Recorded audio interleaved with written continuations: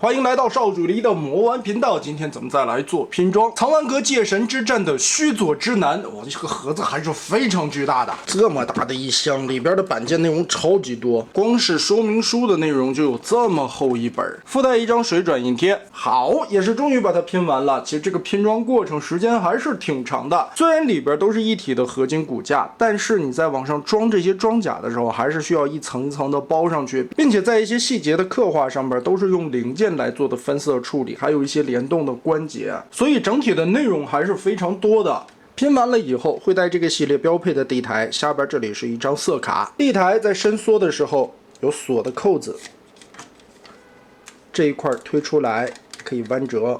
进行定位，4对不同造型的替换手型，还有一个短的电镀刀刃。我是装了2根一样长的刀刃，也可以根据自己的选择进行替换。须佐之男，日本神话里边挺重要的一位上古神啊。整体的一个造型来说，其实也能看到很多的日式元素。人行道头顶的高度在20公分左右，最高处的圆盘位置26.5公分。整体的造型来说，达味儿很浓，而且莫名的会让人想起来小时候看动画片里边光明皇帝铠甲，就是这种感觉的。所以也是跟须佐之男这个题材算比较贴合吧。这款好看，我觉得还是好看在后背的这一块处理上边，一个巨大的圆环，上面这里天照的花纹，背后这里龟甲面，以及一些特效零件，蓝色的透明件做出来火焰的效果，整个放上去以后确实很有质感。虽说拼装的过程挺复杂的，但是剪切板件的时候大部分都使用了隐藏水口的技术啊，所以切完了以后还挺干净的。脖子根部是2段关节，所以活动的范围还可以，而且头部的造型非常的漂亮。但也有个问题，眼睛这里其实是一个透明的零件，为什么透光性不好呢？因为后脑勺这里把吸光的位置全部盖住了，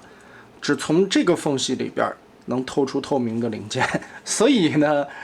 你想要它眼睛亮起来呢，得从这个位置打一个强光灯。胸口这一块的装甲可以打开，里边从这里可以看到小小的驾驶员，这些地方全部都是分件处理出来的分色，所以很好看。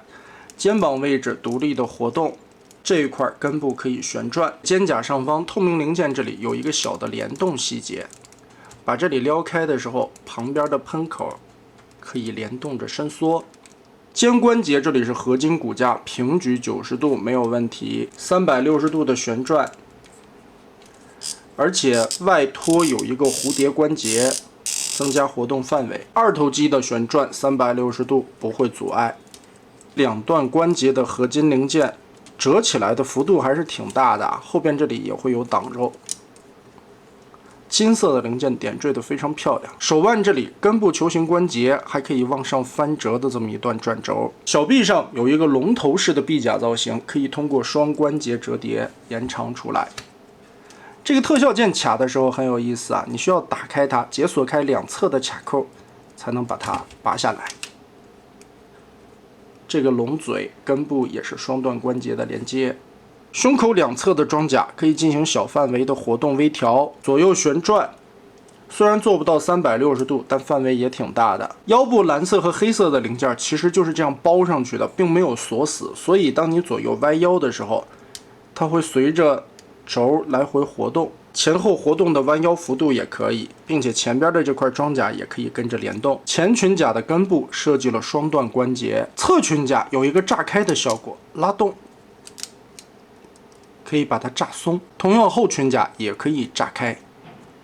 这一块的根部有一个向上提的双段关节，就可以敲开更大幅度。但是侧裙甲的这一片，因为造型的关系啊，侧台这一块会被限制住，所以它做了一个往后扩的关节，这样去进行侧台。当然还是会有一些干涉了，所以呢，侧台的幅度并不大。胯部里边都是合金的骨架，前踢让一下可以踢到这么高，然后是整个的大腿联动细节，整个的往下折的时候，现在已经折到了90度，大腿的装甲也跟着一起拉动了下来，并且有一个上下的错层，继续折叠。里边这里还可以拉出来合金骨架的一些挡肉位置和联动细节。在折这一段的时候，就可以跟膝盖甲出来一个联动，把膝盖甲整个的炸开，里边这里也有一个伸缩的滑槽，所以腿部弯折这一块的活动范围也是非常巨大的，并且这些联动的装甲效果很漂亮。金色位置都是玉图的零件，分件安装上去啊，对这个细节点缀性很好。脚踝这里2段关节左右旋转，这里边都是合金的轴，所以可动性也很棒。2段的脚掌范围还可以。握剑的时候，我们需要把剑柄拔出来，倒着插到手里边。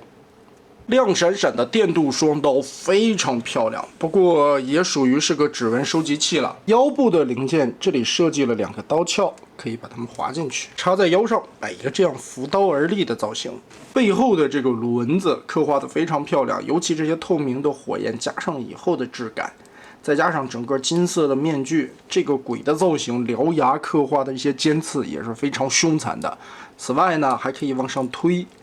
把这个嘴张开。也有一个小范围的活动，嘴的里边还有一个炮口的刻画，安装的时候直接插在这块就可以了，稳定性还不错。另外还有一把非常漂亮的巨剑，两边的透明剑刃，握持的时候也是拔开后边的塞子，插进去。良好的活动关节和稳定的合金骨架，所以双手握剑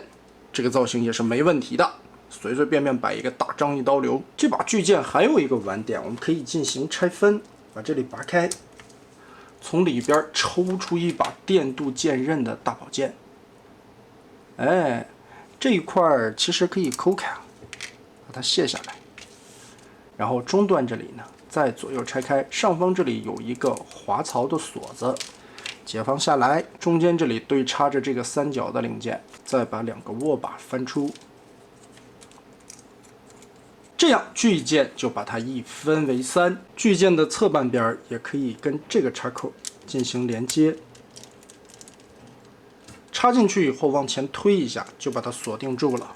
挂上去还是很稳的。我们也是把5把剑全部都装在身上。哦，这个效果看起来非常的不错呀！藏王阁这个拼装系列做的还是非常有模有样的，虽然造型上边还是高达味非常的浓，但是也能融入很多该有的一些神话角色的特色进去。比如说须佐之男这身标志性的日式铠甲元素，还有背后的鬼面，身上的一些标志性的徽章纹。全身的这5把剑插上以后的效果也是非常帅气的，再加上金色的玉图装件、透明零件的点缀以及电镀的细节处理，也让这款须佐之男在没有贴水贴的情况下，就像我这样速组出来，效果看起来也是非常不错的。那么大家觉得这款产品如何呢？欢迎在评论和弹幕留下你的观点。这期咱们就玩到这儿吧。